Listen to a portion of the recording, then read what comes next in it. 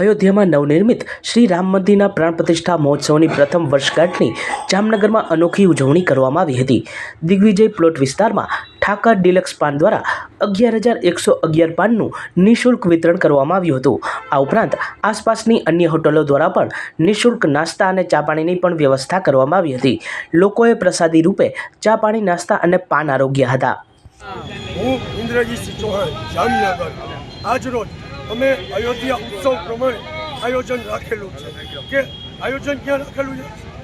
જામનગર કોસવાર હોસ્પિટલની સામે ઠાકર ડિલક્સ પાન અને 11,111 પાનનું વિતરણ છે. બાજુમાં મુરલીધરમાં ચાનું વિતરણ છે.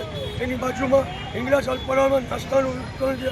આ જ રીતે અમે એક સમગ્ર એક આયોજન કરેલો છે. જય જય શ્રી રામ. ગુજરાતના રાજ્યપાલ આચાર્ય દેવવ્રત આજે જામનગર આવી પહોંચ્યા હતા. તેઓનું એરપોર્ટ પર ઉષ્માસભર સ્વાગત કરવામાં આવ્યું હતું. કલેક્ટર બી.કે. પંડ્યા, ડીડીઓ વિકલ્પ ઉપાધ્યાય, એસપી પ્રેમસુખ ડેલુ સહિતના અધિકારીઓ દ્વારા રાજ્યપાલનું સ્વાગત અભિવાદન કરવામાં આવ્યું હતું. ઉપરાંત સર્કિટ હાઉસ ખાતે ગાર્ડ ઓફ ઓનર આપવામાં આવ્યું હતું.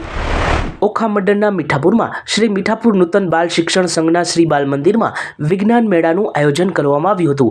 ટાટા કેમિકલ્સના અધિકારી એન કામથ દ્વારા બાળકો સાથે વિજ્ઞાન મેળાનું ઉદ્ઘાટન કરવામાં આવ્યું હતું. વિજ્ઞાન મેળામાં 36 ભૂલકાઓએ કુલ વિવિધ 18 પ્રોજેક્ટ રજૂ કર્યા હતા.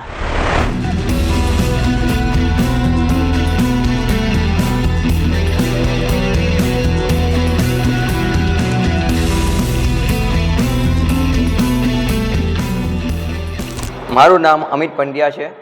હું ગવર્મેન્ટ ઓફ ગુજરાતમાં બેડમિન્ટન કોચ છું. આજ રોજ તારીખ 11ના જામનગર જિલ્લાની ખેલ મહાકુંભની સ્પર્ધા જેએમસી ખાતે ખેલ મહાકુંભ સ્પર્ધાનું બેડમિન્ટનનું આયોજન 3.0નું કરેલ છે. અને અહીં ભાઈઓ અને બહેનોએ અંડર 11 ભાઈઓ બહેનો, અંડર 14 ભાઈઓ બહેનો અને ઓપન એજ કેટેગરીમાં 40+ ભાઈઓએ ભાગ લીધેલ છે. કુલ મળીને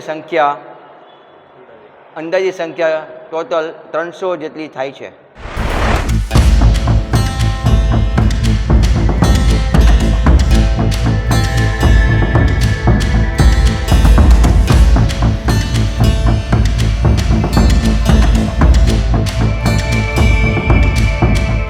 સચોટ સમાચારો સૌથી ઝડપી મેળવવા માટે અમારી ચેનલને સબસ્ક્રાઇબ કરો.